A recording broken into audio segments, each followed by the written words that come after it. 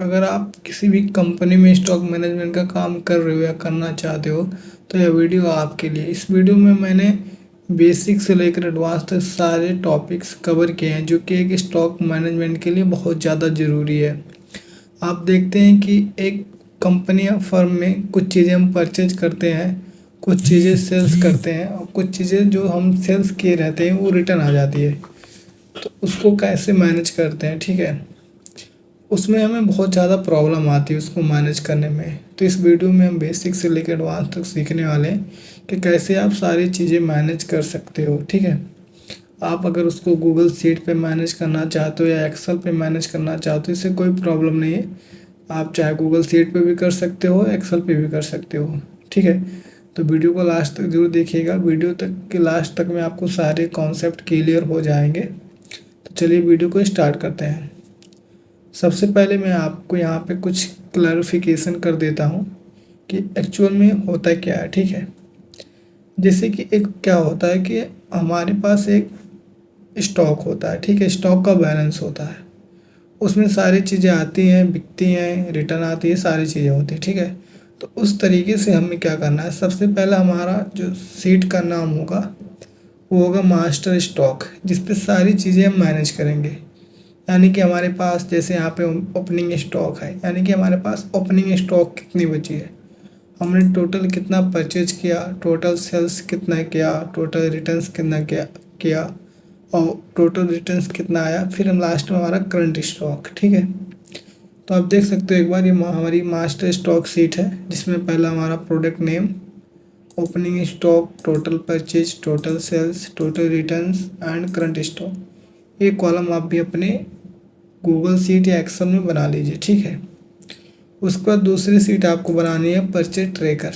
Purchase tracker का काम क्या होगा, यहाँ पे हम वो चीज़ ट्रैक करेंगे जो हम परचेज करते हैं। अगर कोई प्रोडक्ट है, अगर हम परचेज कर रहे हैं तो इस सीट से हम ट्रैक करने वाले हैं। तो उसमें सबसे पहला हमारा कॉलम हो जाएगा डेट, यानी किस डेट को हमने कोई चीज़ परचेज किया। फिर वेंडर नेम, वेंडर नेम या आप पार्टी नेम कुछ भी आप डाल सकते हो कि आप किससे परचेज कर रहे हो, ठीक है।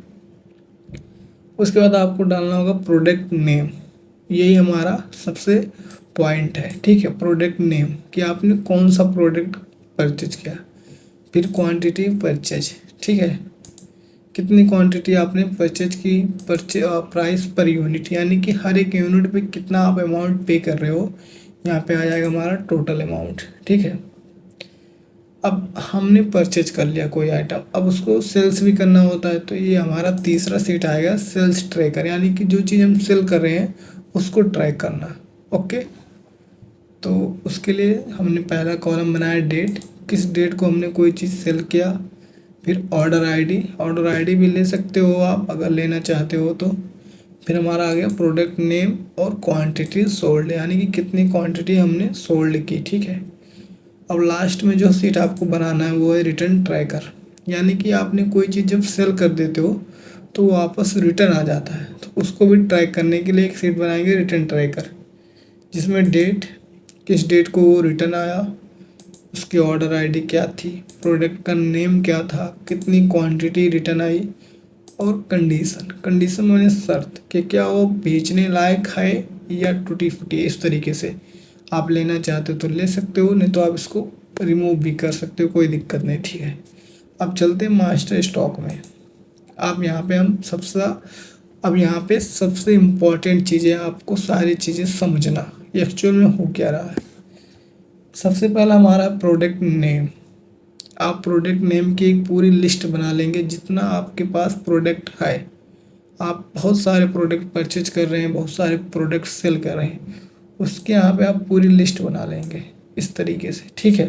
अब इस यहाँ पे आपने जब लिस्ट तैयार कर लिया तो आपको क्या करना है, आपको जाना परचेज ट्रैकर में, यहाँ पे आपको प्रोडक्ट नेम का ड्रॉप डाउन बना लेना है। ये प्रोडक्ट नेम का ड्रॉप डाउन इससे लिंक होना चाहिए, ठीक है। ड्रॉप डाउन कैसे बनाते हैं मैं भी उसको बता देता हूँ। जैसे मान लीजिए आपको यहाँ पर ड्रॉप डाउन बनाना है तो आप यहाँ पे कर्सर रखेंगे, डेटा टाइप में जाएंगे, वैलिडेशन, डेटा वैलिडेशन, एनी यहाँ पे एनी वैल्यू होता है, इसको लिस्ट ले लेना, ठीक है। सोर्स में अपना कर्सर रख देंगे और मास्टर स्टॉक में जाके इसको सिलेक्ट कर लेंगे, जितना आपके यहाँ पे डेटा होगा पूरा डेटा सेलेक्ट कर लेंगे, उसके बाद ओके कर देंगे। तो आप यहाँ पे देख सकते हैं ड्रॉप डाउन बन के आ जाएगा इस तरीके से, ठीक है।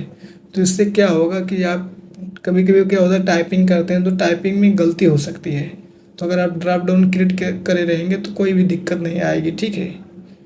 इस तरीके, इसलिए मैंने ड्रॉप डाउन बोला कि आप ड्रॉप डाउन क्रिएट कर लें। फिर जाएंगे सेल्स ट्रैकर में, इसी तरीके से यहाँ पे भी आप ड्रॉप डाउन बना लेंगे प्रोडक्ट नेम के हिसाब से। फिर रिटर्न ट्रैकर में यहाँ पे भी आप ड्रॉप डाउन बना लेंगे।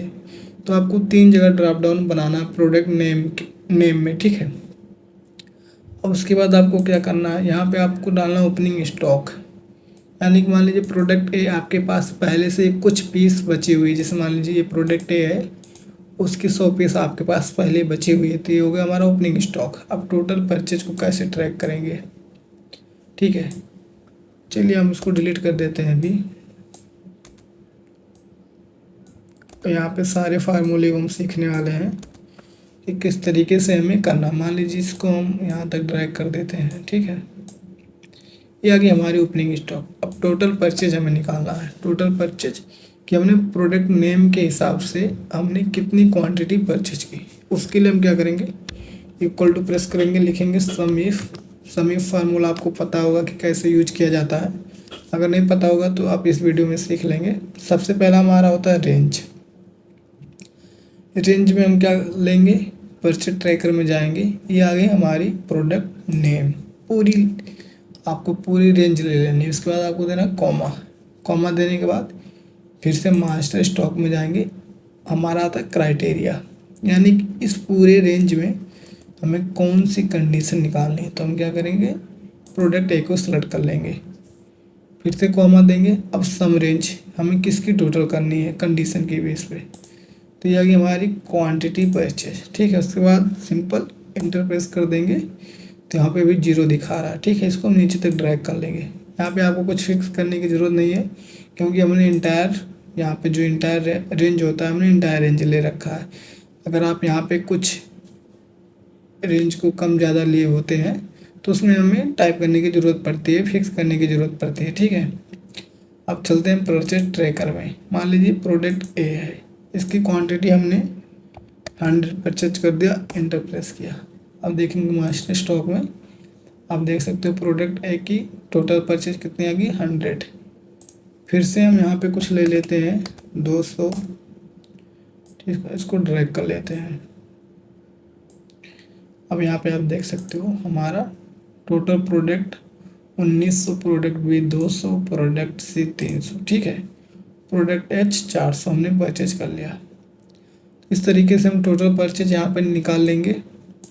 अब हमें देखना है टोटल सेल्स, उसके लिए क्या करेंगे, इक्वल टू प्रेस करेंगे, फिर से वही समी फार्मूला, रेंज, सेल्स ट्रैकर में जाएंगे, ये हमारा आ गया रेंज, कॉमा क्राइटेरिया, ये हमारी क्राइटेरिया है, प्रोडक्ट, कॉमा फिर से सम रेंज किसकी हमें करनी है, क्वांटिटी सोल्ड की।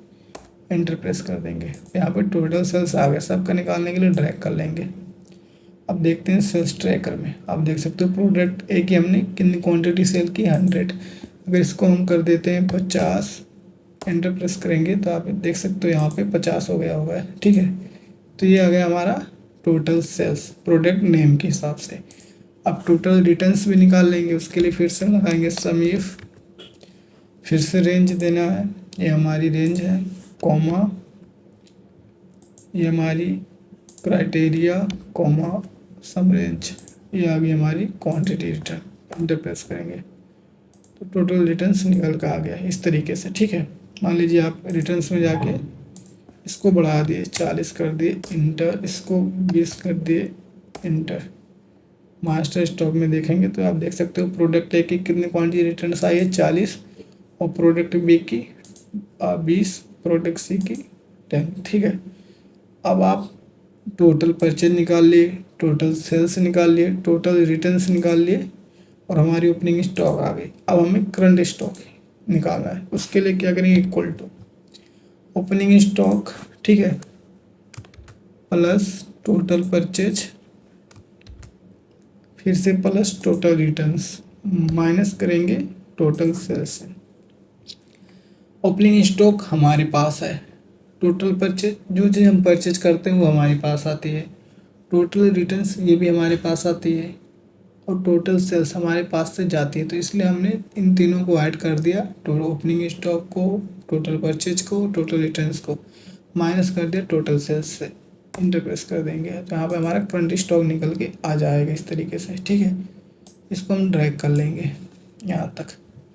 तो यहाँ पे हमारा पूरा करंट स्टॉक निकल के आ चुका है। ठीक है, तो आई होप आपको क्लियर हो गया होगा कि किस तरीके से आप एक स्टॉक मैनेजमेंट का काम कर सकते हो। ठीक है, तो ये डिटेल्स वीडियो थी। इस वीडियो के बाद आपको कोई भी डाउट नहीं होगा। अगर डाउट होगा तो कमेंट करके ज़रूर बताइएगा कि आपको किस टॉपिक पे दिक्कत आ रही है। अगर आप इसमें कुछ चीज़ें ऐड करना चाहते हैं तो वो भी ऐड कर सकते हैं, कोई दिक्कत नहीं आएगी। ठीक है, तो मिलते हैं किसी इसी तरह इम्पोर्टेंट वीडियो के साथ। तब तक के लिए जय हिंद।